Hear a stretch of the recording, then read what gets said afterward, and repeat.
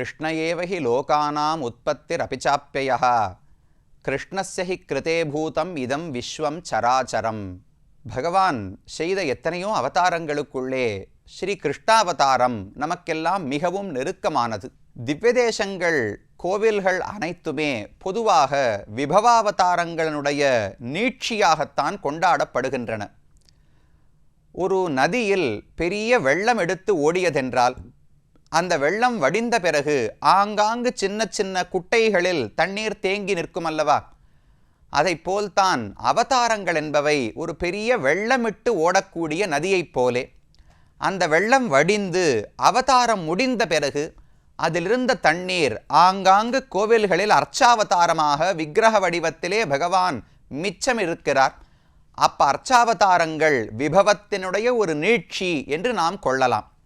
அந்த கணக்கில் கண்ணனே பல கோவில்களிலே காட்சி அளிக்கிறார். கிருஷ்ண க்ஷேத்திரங்கள் என்று பொதுவாக 5 திருத்தலங்கள் கொண்டாடப்படுகின்றன. இதற்கு முன்னால் அதில் 4 திருத்தலங்களை பார்த்துவிட்டோம். திருக்கண்ணபுரம், திருக்கண்ணமங்கை, திருக்கண்ணங்குடி, கபிஸ்தலம் என்று 4 திவ்யதேசங்கள் சோழ நாட்டு திருத்தலங்களுக்குள்ளே இருக்கின்றன. அவற்றின் பெருமையை பார்த்துவிட்டோம். அந்த வரிசையில் கடைசியாக பஞ்ச கிருஷ்ண க்ஷேத்திரங்களுக்குள் நாம் கடைசியாக வந்து சேர்ந்திருக்கக்கூடிய க்ஷேத்திரம் நடுநாட்டு திருத்தலங்களில் 2வது தேசமான நம்முடைய மொத்த திவ்யதேச கணக்கில் 42வது திவ்யதேசமாக நாம் காண இருப்பது திருக்கோவலூர் என்கிற இந்த அழகான ஊர். இது விழுப்புரத்திலிருந்து மேற்கே சற்று தூரம் பிரயாணித்து வந்தோம் என்றால் திருவண்ணாமலைக்கு தெற்கே, அது விழுப்புரத்துக்கு மேற்கே திருக்கோவிலூர் என்றும் வழங்கப்படுகிறது. திருக்கோவலூர் என்றும் புராணங்களிலும் ஆழ்வார்கள் பாசுரங்களிலும் காணப்படுகிறது. அந்த அற்புதமான திவ்யதேசத்தை தான் அடைந்திருக்கிறோம். இந்த ஊர் இருப்பது தென்பெண்ணை ஆற்றினுடைய கரையிலே. பெண்ணையாறு சொல்லுகிறோமோ இல்லையோ, தக்ஷிண பினாக்கினி என்று இந்த நதிக்கு சம்ஸ்கிருதத்திலே பெயர்.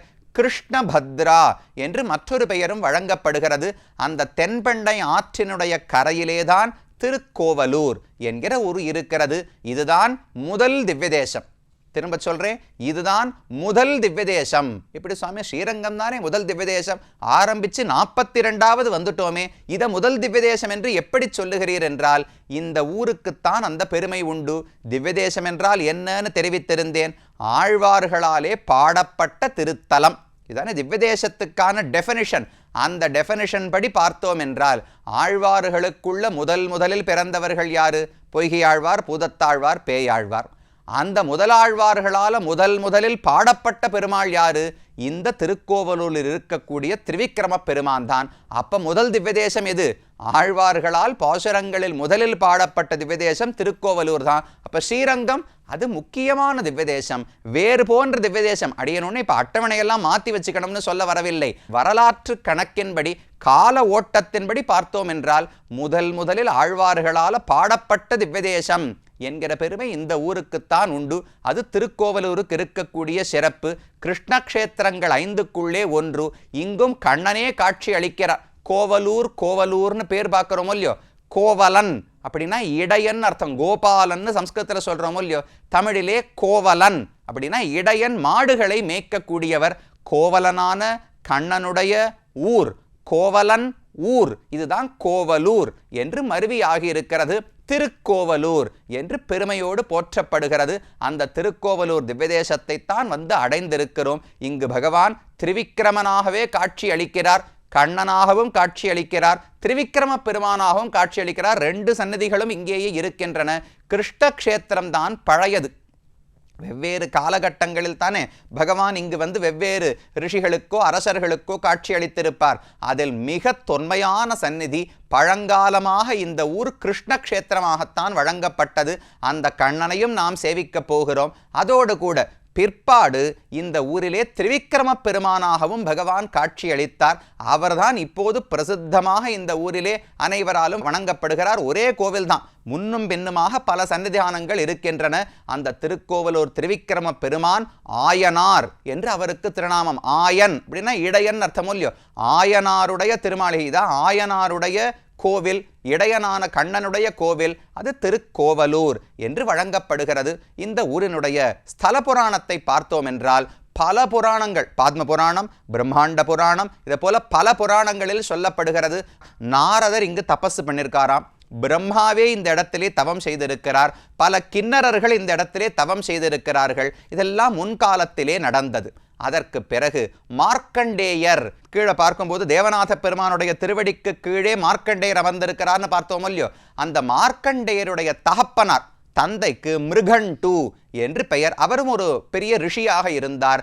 அந்த மிருகண்டு முனிவர் பகவானை குறித்து தவம் செய்து கொண்டிருந்தார். அவரை தரிசிக்க வேண்டும் என்கிற ஆசையோடு தவம் செய்தார். அவருக்கு ஆசை வாமன திரிவிக்ரம அவதாரங்களை காண வேண்டும் என்பது. பகவான் வாமனனாக சின்ன குரல் வடிவத்தில் வந்தார். திடீர்னு பெரிய வடிவத்தோடு திரிவிக்ரமனாக வளர்ந்து விட்டார். அவர்களை தரிசிக்க வேண்டும் என்று அவருக்கு ஆசை ஏற்பட்டது. அதன்படிக்கு என்ன பண்ணலாம்னு யோசித்து கொண்டிருந்தார். அப்ப தவம் செய்யும் போது பிரம்மா அவருக்கு முன் தோன்றி, இங்கு தவம் செய்தால் போராது, நேர தெற்கு பாரதத்திலே தமிழகத்திலே திருக்கோவலூர் என்று இடம் இருக்கு, கிருஷ்ணாரண்யம், கண்ணனுக்கான ஒரு ஊர் இருக்கிறது. அந்த இடத்துக்கு போய் நீர் அங்கு தவம் செய்தீர் என்றால் அது மட்டும் போராது, அன்னதானம் பண்ணணும். வருபவர்களுக்கெல்லாம் அன்னதானம் செய்து கொண்டு தவம் செய்ய வேண்டும்.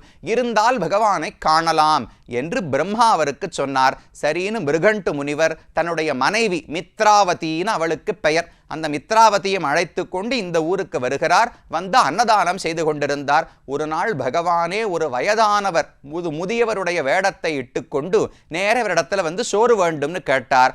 அன்னைக்குன்னு பார்த்து அன்னதானம் எல்லாம் பண்ணி முடித்து விட்டார்கள். மிச்சம் ஒண்ணுமே அன்னம் இல்லை. இவர் உடனே மனைவியிடத்துல போய் ஏதாவது செய்ய வேண்டும், இவருக்கு எப்படி உணவிடுவதுன்னு கேட்டார். மனைவி கண்ணை மூடி ஒரு நிமிஷம் பகவானை தியானித்து கொண்டு மறுபடியும் பாத்திரத்தை எடுத்த போது அந்த பாத்திரம் முழுக்க அன்னப்பிரசாதம் இருந்ததாம். அவளுக்கும் ஆனந்தம், மிருகண்டு முனிவருக்கும் பேரின்பம். உடனே அந்த பாத்திரத்தை பிடுங்கி கொண்டு வெளியில வந்திருக்காரே அந்த வயோதிகருக்கு உணவிட வேண்டும்னு வெளியே வந்து பார்த்தால் பகவான் சங்க சக்கரங்களோடு அழகான வடிவத்தில் காட்சி அளித்தார். இவர் செய்த அன்னதானம், இவர் செய்த தவம், அது ஒரு 2 பேருமாக சேர்ந்து. தனியாக பொதுவாக ரிஷின்னு சொன்னால் சுவாமி குடும்பம் இருக்காது, மனைவி மக்கள் செல்வம் அனைத்தையும் விட்டு விட்டு எங்கேயோ காடுகளிலும் மலைகளிலும் தியானம் செய்வார்கள் இப்படின்னு தானே நினைக்கிறோம். இவரை பாருங்க, மனைவியோடையே சேர்ந்து இந்த ஊருக்கு வந்தார், நன்னா தவம் செய்தார். இருவருமாக சேர்ந்து பகவானை தரிசித்தார்கள். சங்க சக்கரங்களோடு பீதாம்பரத்தோடு அழகான வடிவத்தை பகவான் அவர்களுக்கு காட்டி கொடுத்தார். அதிலானா அவருக்கு திருப்தி கிடையாது. அவர் பிரார்த்தித்தார், எனக்கு இந்த வடிவம் வேண்டாம், எனக்கு வாமனாவதாரத்தை சேவிக்கணும், திரிவிக்ரம அவதாரத்தை சேவிக்க வேண்டும், அதில் தான் எனக்கு ஆசைன்னு சொன்னார். ஏனால் ரொம்ப விசித்திரமான அவதாரம் அல்லவா. பொதுவாக இவ்வளவு வேகமாக பல காரியங்கள், கிருஷ்ணாவதாரம், ராமாவதாரம், வராகர், நரசிம்மர், ஒவ்வொரு அவதாரத்திலும் ஒவ்வொரு சிறப்பு உண்டு. ஆனால் பகவானே தன்னுடைய பெருமைகளையெல்லாம் குறைத்து கொண்டு சின்ன வடிவத்தை எடுத்துக்கொண்டு பிச்சை எடுத்து பூமி அனைத்தையும் பெற்றார். இதில் ஒரு ஆச்சரியம் இருக்கும் இல்லையா. ஒரு குழந்தைகிட்ட இந்த கதையை சொல்றச்சே கூட, ராமன் பிறந்தார், பள்ளிக்கூடத்துக்கு போனார், வந்தார், தாட்டகையோடு சண்டை போட்டார், ராவணனோடு சண்டை போட்டார், இதெல்லாம் பொதுவாக ஒரே கதையை சொல்ற மாதிரி இருக்கு. ஆனால் இந்த பாருங்கோ, ஒரு குழந்தை பிறக்கிறது, அவர் அழகான முகூர்த்தம், ஸ்ரோணாயாம் ஸ்ரவணத்வாதஸ்யாம் முகூர்த்தே அபிஜிதி பிரபு சர்வே நக்ஷத்திர தாராத்யாக சக்ரு தஜ்ஜன்ம தட்சிணம் என்று பாகவத புராணத்தில் சொல்றார். அவர் நன்னா ஸ்ரவண நட்சத்திரத்திலே துவாதசி திதியிலே வந்து பிறந்தார். பிறந்த உடனேவே ரிஷிகள் எல்லாம் வந்து கொண்டாடினார்கள். அவருக்கு என்ன ஆச்சரியம்னா, பிறக்கும் போதே உபநயனம், பூணூல் சம்ஸ்காரம் பண்றதுக்கான வயசுல தான் பிறந்தார். ஒரே நாள் பிறந்தார், அன்னைக்கே கிடுகிடுன்னு வளர்ந்துட்டார், அன்னைக்கே பூணல் போட்டுட்டா, அன்னைக்கே போய் மகாபலியின் இடத்துல பிச்சை கேட்டு திரிவிக்ரம அவதாரம் பண்ணிட்டார். ஒரு குழந்தை பிறந்தா உபநயனம் பண்ணுறதுக்கு, பூணூல் போடுறதுக்கு ஒரு 7 வயசு 8 வயசு ஆகணுமோ இல்லையோ, வயதாகித்தானே போட வேண்டும். இந்த பெருமான் அவ்வளவுலாம் காத்துருக்கவே இல்லை. அன்னைக்கே பிறந்தார், பிறந்த அன்னைக்கே கடகடன்னு வளர்ந்து 7 வயசு ஆயிடுத்து. அன்னைக்கே உடனே ரிஷிகள் எல்லாம் வந்தார்கள். தம் வட்டும் வாமனம் திருஷ்டுவா மோதமானா மகர்ஷயா கர்மாணி காரயாமாசுகு புரஸ்கிருத்திய பிரஜாபதிம். பிரம்மா முதலான தேவர்கள் ரிஷிகள் எல்லாம் வந்து இந்த குழந்தைக்கு பிறந்த அன்னைக்கே பூணூல் போட்டு விட்டார்கள். இப்படி சின்ன குழந்தைக்கானா, அந்த குழந்தை பிறக்கும் போதே வளர்ந்துதான் பிறந்தது. 7 வயசு குழந்தையாக வாமனன், குரல் உருவமாக, சின்ன வடிவம், ஆனால் ரொம்ப அழகா இருப்பாராம்.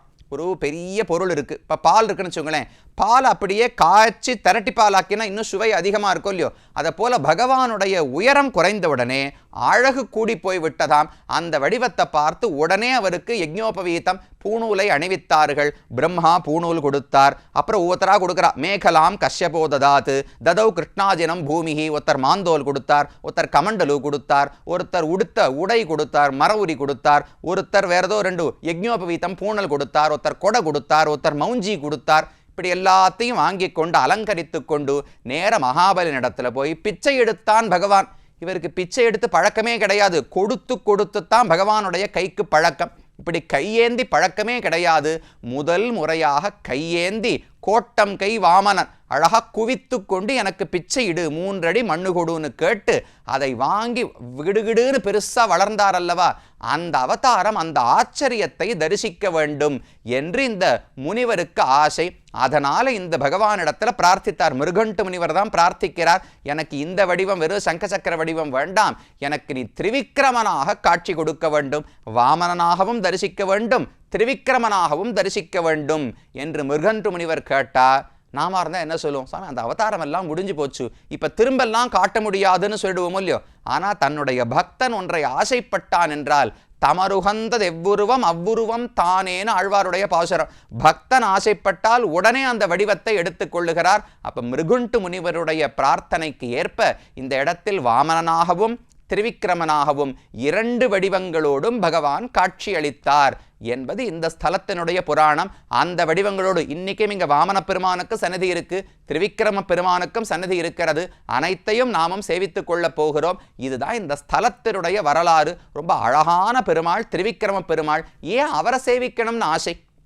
நரசிம்மரை சேவிக்க ஆசைப்பட்டிருக்கலாமே, ராமனை தரிசிக்க ஆசைப்பட்டிருக்கலாமே.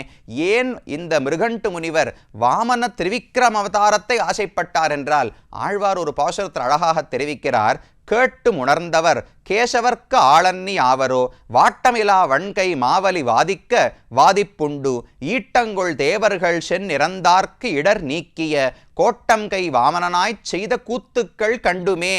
ஆழ்வார் சொல்றார், நீங்க நன்னா ஆராய்ந்து பார்த்தீர்கள் என்றால் இந்த வாமனமூர்த்தி பண்ண சேஷ்டிதங்கள், அவர் கோட்டம் கை வாமனனாய் செய்த கூத்துக்கள், கூத்துனா பொதுவாக நாட்டியம் தானே, டான்ஸை தானே கூத்து கூத்துன்னு சொல்லுவோம். இவர் எப்போ நாட்டியமெல்லாம் ஆடினார்னால் இவர் பண்ண விளையாட்டுகள் எல்லாம் அவ்வளவு மனதை ஈர்க்கும் வண்ணம் இருந்தனமா. அதனால் ஆழ்வாருக்கு இதுவே ஒரு நாட்டிய நாடகத்தை போல் இருந்தது. குழந்தை பிறந்தது, உடனே கடகடன் வளர்ந்தது, உடனே பூணல் போட்டுண்டது, நேர வந்து பிச்சை எடுத்தது, நேர உயரமாக வளர்ந்து உலகத்தை எல்லாம் அளந்து விட்டார். இது ஒரு நாடகம் போலத்தானே இருக்கிறது. அதனால செய்த கூத்துக்கள்னு தெரிவிக்கிறார். எதற்கு? வாட்டமிலா வன்கை மாவலி வாதிக்க வாதிப்புண்டு. கொடுத்து கொடுத்து பழகின மகாபலி அவன் வாதிக்க, அவன் தேவர்களை எல்லாம் துன்புறுத்தினான். அவர்கள் துன்பம் தாங்க முடியாமல் ஈட்டங்குள் தேவர்கள் சென்று இறந்தார்க்கு இடர் நீக்கிய, உடனே கூட்டமா தேவர்கள் எல்லாம் கூடி பகவானிடத்திலே பிரார்த்தித்தார்கள், நீதான் எங்களுக்கு துன்பத்தை போக்க வேண்டும் என்று. இடர் நீக்கிய, கவலைப்பட வேண்டாம், நான் பிறந்து உங்கள் கஷ்டத்தை தீர்த்து கொடுக்கிறேன் என்று பகவான் சொல்லி அப்பதான் பிறக்கிறார்.